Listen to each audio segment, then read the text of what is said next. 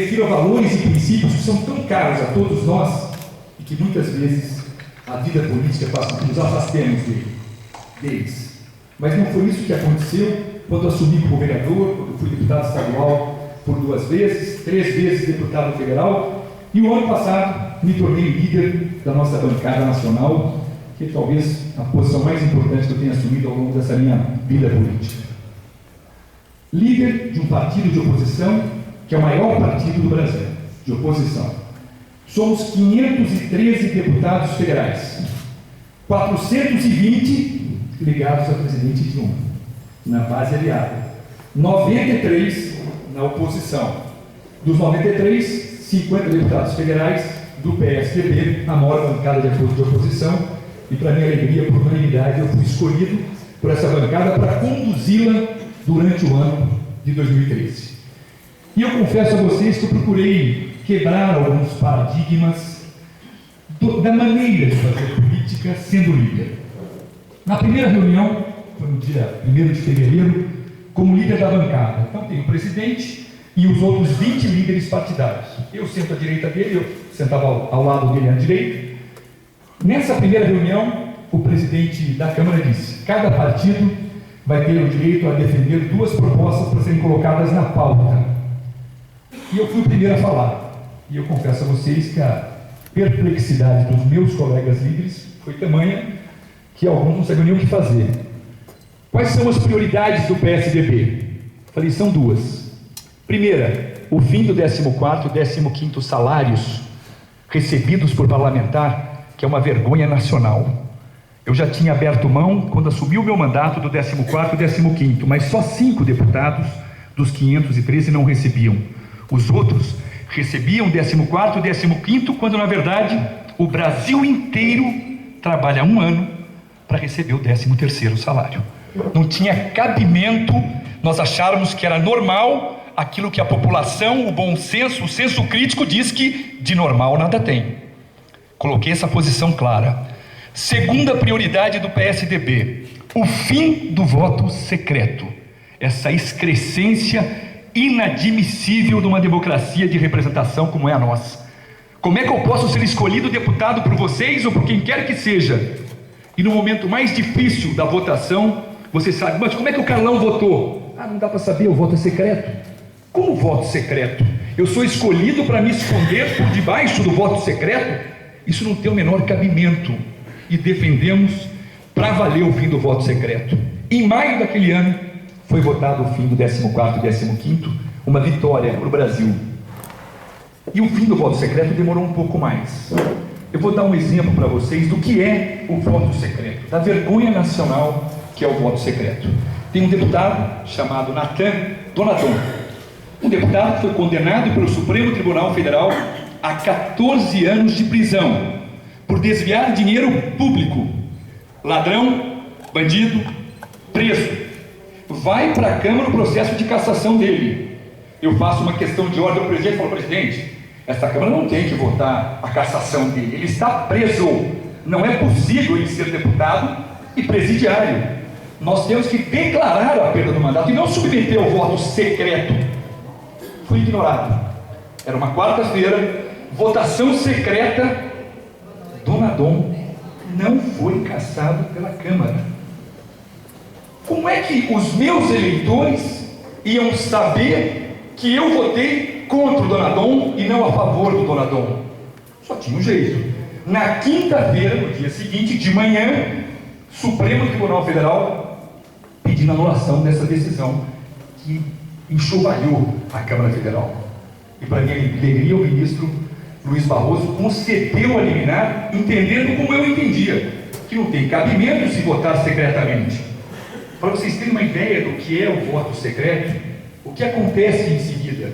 Em outubro, acaba voto secreto, graças a Deus, para as votações de cassação. Acabou o voto secreto. Foi a votação de novo quem? Deputado presidiário Natan Donadon. O que acontece? Voto aberto. 491 votos pela cassação do Donadon. Então, minha gente, não importa se é por vergonha na cara ou por medo do povão, não me importa. Graças a Deus a Câmara votou certo. O que não dá é para a Câmara subir essa posição. Não tem como você mudar a imagem da Câmara, e eu digo isso todas as vezes que eu vejo que vai aumentar a verba com publicidade. Eu falo para o presidente, eu falo para quem quiser ouvir, nós não vamos mudar a imagem da Câmara com uma boa agência de publicidade. Nós vamos mudar a imagem da Câmara com postura digna, que a sociedade olhe e fale: aquele me representa, é aquilo que eu espero de um homem público. Quando aconteceram os movimentos das ruas, foi um dos movimentos, na minha opinião, mais bonitos que eu já vi. Eu escrevi um artigo para a Folha de São Paulo intitulado As Benditas Vozes que Vêm das Ruas. E por que eu fiquei tão encantado? Primeiro que não existiam ainda os black blocs, né? Ninguém estava lá para apedrejar nada, para destruir nada. Era um movimento contra a classe política inteira.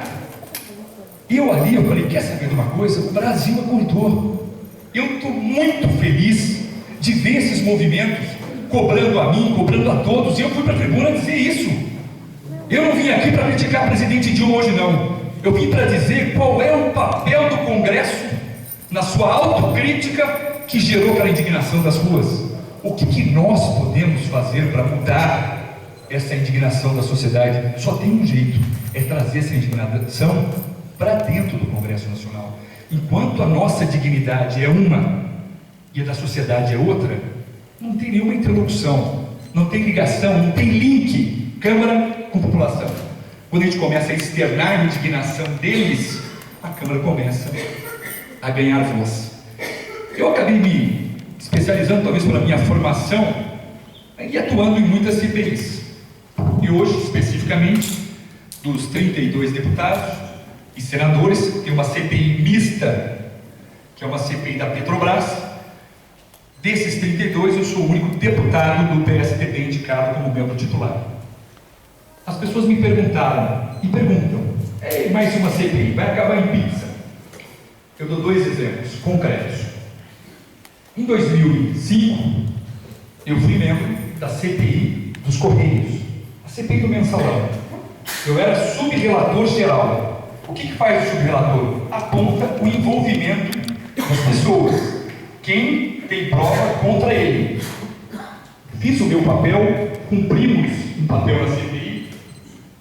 Aqueles que foram envolvidos estão presos na Papuda, no presídio de Brasília. Esta CPI deu resultado. A outra tem uma similitude muito grande com o que acontece hoje. Em 2006, ano eleitoral, montamos no mês de junho, muito parecido com a Petrobras, no mês de junho, montamos a CPI dos sanguessugas, CPI das ambulâncias, não sei se vocês se lembram, a mais escandalosa da história do parlamento.